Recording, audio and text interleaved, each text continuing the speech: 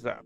Crazy Knife Guy Mad Yako here, showing off the newest addition to my collection, this Ozark Trail Slide Lock knife. It's been coined several names from Stinkbug to Dropout, all kind of playing around with the fact that the design is loosely based on that of the Benchmade Bugout.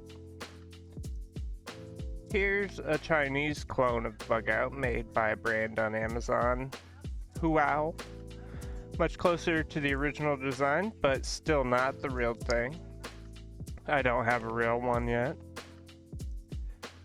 I don't encourage anyone to buy this Bugout clone, but I do encourage you to buy this one. Not exactly a clone, but definitely similar to the Bugout.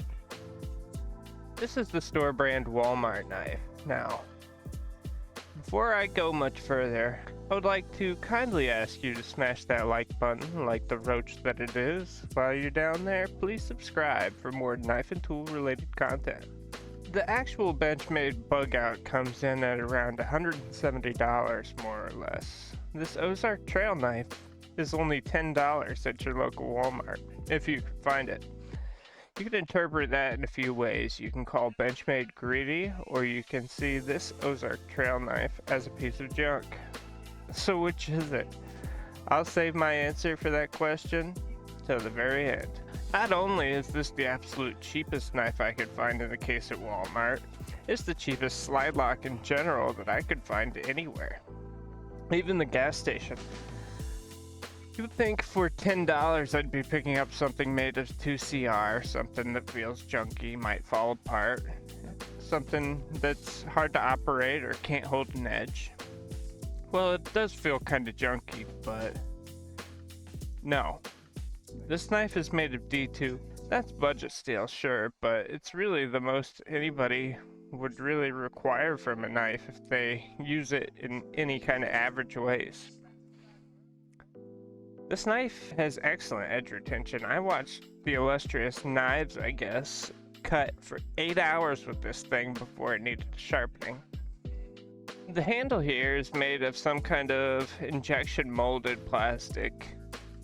It's got your gun stock style grip pattern, which it's not very grippy, but actually it's kind of slick.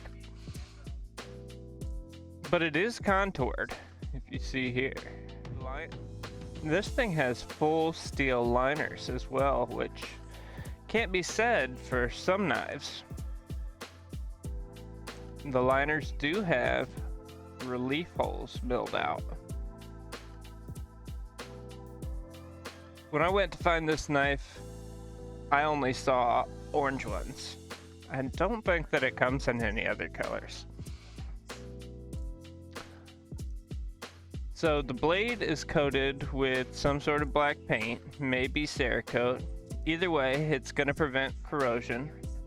It's a drop point blade, same as the Bugout. Unlike the Bugout, this blade is a hollow grind. The cutting edge here is 3 inches long. The overall length is 7.5 inches. And closed about 4.2, 4.3 inches long. It's got a 1.2 inch profile, and it's about a 1/2 inch deep, maybe 3/4 of an inch with that pocket clip. It has thumb stud deployment, and the stud and the lock have a grippy graduated cylinder type design on them. It's not uncomfortable. Has some shallow and wide jumping on the back here, and also down here in the belly. Look at this sharpening choil. There's really not much more you could ask for from that. The pivot is a T8 screw. The body screws are T6s, as well as the pocket clip screws. I have taken this thing apart, and the only problem that I ran into was they are attached here with those standoffs, and if you guys have taken knives apart with the standoffs before, you know that sometimes you have to use 2 screwdrivers and kind of turn them together. And the middle ones kind of got cross-threaded, I think. That's partially my fault and partially the machining quality, I'm thinking, because they are closed, but they're not as tight as they could be, so it kind of has like a, makes a clicky sound. So inside this knife you're going to find some Omega springs or something of the like, and steel ball bearings in plastic washers on the pivot. This makes deployment very quick and smooth. It has a deep carry pocket clip, which is my preferred pocket clip. It's got kind of weird placement. I would have preferred it be further back, so it's actually deep carry. And also, this is not ambidextrous. You can't put it on the other side. Sorry, lefties. It does have lanyard holes on the tail. The acoustics are louder than I like, but not excruciatingly so. Overall grip feel, it does feel good for my size of hand, but the pocket clip sort of digs into my palm there. It had blade wobble when I got it, left and right, but I tightened the pivot and that kind of fixed that. Now it just feels like it flexes when I try to bend it. So take that for what you will. It still has a little up and down blade play. When I close it, it's not centered. And I have tried and tried by putting a wedge in there and retightening the body screws. But like I said, I can't quite get this body screw to tighten all the way, so maybe that's part of the problem. But look, it's not horrible. It's not rubbing up against the edge or anything.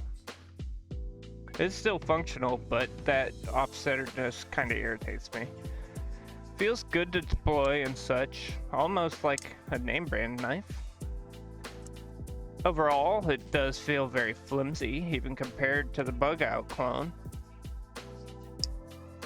This thing is at least solid, you know, it's not made of good materials or anything like that. Everything's just a little bit off from the actual Bugout. As I said, I don't encourage anybody to buy this. Despite its flimsiness, I think this knife could stand up for any task that you have for a small folding knife. It's sharp, it's lightweight, it only weighs 2.5 ounces. The ambidextrous lock makes it so that it's safe to engage and to close. If you need a pocket knife, not anything fancy, and you won't be using it for all that much, this is a perfect option for you. Not everyone needs a knife that's pretty or is made of super steel. And this knife basically solves the problem of most pocket knives with modern functionality starting at $30. The perfect knife for someone who doesn't care about knives at all. I'm guessing since you found my video, you do care a little bit about knives, so I would only recommend this knife to you so you can protect some of the other knives from abuse. Use this knife to open bags of fertilizer or salt, stuff that destroys knives. Use this one first. It only costs $10.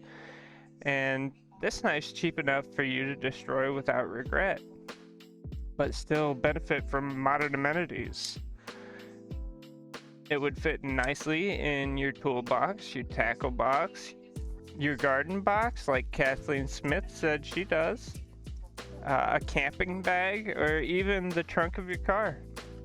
You can leave it in places for when you need it and not worry about losing it. And it's still ultra functional for when you do need a sharp knife. So now we arrive at the end. I have to answer that question. Is it junk or is Benchmade greedy? I don't think this knife's junk, but it's no Bugout. I also feel that Benchmade could charge less. That's my opinion. I think it's one of those gray areas in life. This thing you can beat up without feeling too bad about it.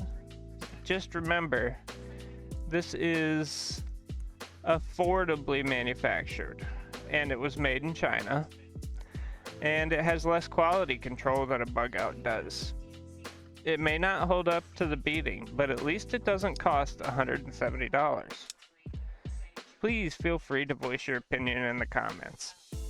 If you haven't already, don't forget to hit that like button below so people can join the conversation, and please subscribe for more knife, tool, and EDC related content. While you're here, you may as well click one of these other videos. I have an ever-growing list of knives that I have reviewed. Until next time, I'll be digging up more stuff to show y'all. Peace.